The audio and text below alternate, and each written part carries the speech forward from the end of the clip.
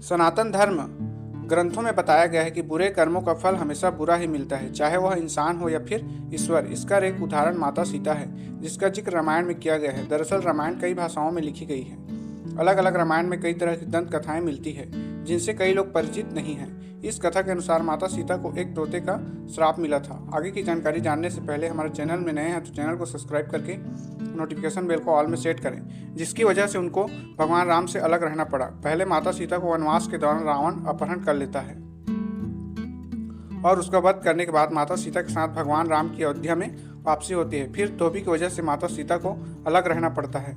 हम सब के मन में सवाल उठता होगा कि राम तो भगवान है, फिर वह अपनी पत्नी से अलग क्यों रहे। विवाह पंचमी के अवसर पर आइए जानते हैं इससे जुड़ी एक कहानी के बारे में। कथा के अनुसार माता सीता बाल्यावस्था में अपनी सहेलियों के साथ बगीचे में खेल रही थी। वहीं बगीचे में एक तोता का जोड़ा पेड़ पर बैठा था। तोता का जोड़ा भगवान राम और माता सीता के बारे में बातें कह रहा था। उनकी बातों को सुनकर माता का ध्यान उन पर गया। माता तोता बोल रही थी कि अयोध्या के राजकुमार राम काफी प्रतापी राजा होंगे, उससे माता सीता का विवाह होगा। तोते के मुख से भावी पति का नाम सुनकर माता सीता अचंभित हो गई। उन्हें अपने बारे में और जानने की इच्छा हुई, इसलिए उन्होंने अपनी सखियों से कहकर दोनों पक्षियों को पकड़वा लिया। फिर उन दोनों को पुचकार कर पूछा कि भविष्य के बारे में इतना ज्ञान कहाँ से प्राप्त हुआ। तब पक्षियों ने बताया कि इससे पहले हम महर्षि वाल्मीकि के आश्रम में रहते थे, जहाँ हर रोज राम और सीता के जीवन के बारे में बताया जाता था, इसलिए उनको दोनों के बारे में हर चीज कंठस्थ याद हो गई है। सीता जी ने पक्षियों से कहा, जिस जानकी पुत्र सीता की तुम लोग बात कर रहे हो वह मैं ही हूँ। मुझे मेरे और राम के बारे में और भी बातें जाननी है। तब नर तोता ने कहा, सीता आपका विवाह अयोध्या के राजा दशरथ के ज्येष्ठ पुत्र राम के साथ होगा और आपकी जोड़ी तीनों लोकों में सबसे अद्भुत होगी। सीता सवाल पूछती है और दोनों तोता जवाब देते हैं। सीता ने कहा कि जब तक मेरा विवाह नहीं हो जाता तुम दोनों मेरे साथ राजमहल में रहोगे और तुम वहाँ सारी सुख सुविधाएं मिलेगी। सीता की बात सुनकर तोता का जोड़ा घबरा गया। तब नर तोता ने कहा, जनक पुत्री, हम गगन के पंछी हैं, इसलिए पिंजरे में बंद रहकर हम जीवित नहीं रह पाएंगे, इसलिए हमको आजाद कर दीजिए। तोते के इसके लिए बहुत याचना की। तब सीता जी ने नर तोते को छोड़ दिया, लेकिन मादा तोता को नहीं छोड़ा और कहा कि यह मेरे साथ रहेगी।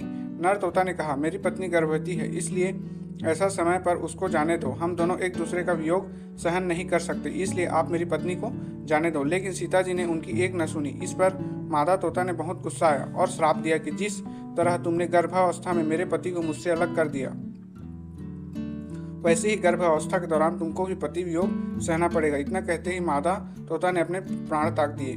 माता तोता के प्राण त्यागने के कुछ समय बाद नर तोता पत्नी वियोग में प्राण चले गए। इससे माता सीता को बहुत दुख हुआ, लेकिन तब तक बहुत देर हो चुकी थी। बताया जाता है कि अगले जन्म में तोता वही धोबी था जिसने माता सीता के चरित्र पर उंगली उठाई थी, जिसके बाद भगवान राम ने सीता का गर्भावस्था के दौरान त्याग कर दिया था। तब माता सीता महर्षि वाल्मीकि के आश्रम में पहुंची और वहां उन्होंने लव कुश को जन्म दिया। देवी सीता के वियोग की कथा अन्य पुराण में यह मिलती है कि उनका संबंध देवर्षि नारद से माना जाता है। कथा के अनुसार एक बार नारद जी को अभिमान हो गया कि कामदेव भी उनकी तपस्या और ब्रह्मचर्य को भंग नहीं कर सकता। उन्होंने यह बात अभिमान में शिव जी के बाद श्रीहरि को बताई। तब श्रीहरि ने एक योजना बनाई कि नारद को इस घमंड का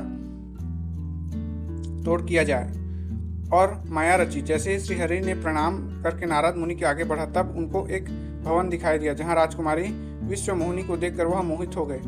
यह सब एक माया थी। राजकुमारी का रूप नारद जी का तब भंग हो चुका था और राजकुमारी को पाने के लिए भगवान विष्णु के शरण में पहुंचे और कहा कि हे प्रभु, आप मुझे अपना श्रीहरि का सुंदर रूप दीजिए।